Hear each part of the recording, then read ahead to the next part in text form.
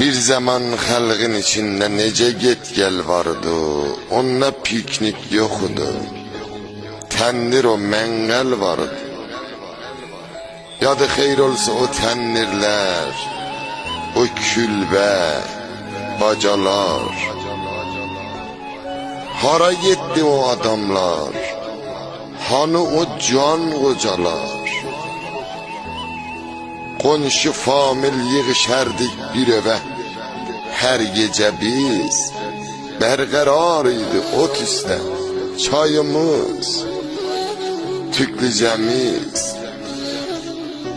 Kaş ola bir də gənə kətdə cavanlar yığılə, oynaya kətdə uşaqlar, gənə həmməc, teşələ. Kaş o günler kimi İran'da idalət qurula,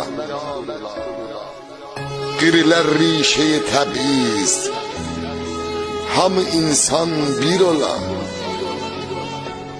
Kaş zamana qeydə, xoş günümüz bir də gələ, gedə qəm bu səvrəkdən, üzümüz bir də gülə. Gedə qəm bu səvrəkdən, yüzümüz bir də gülə.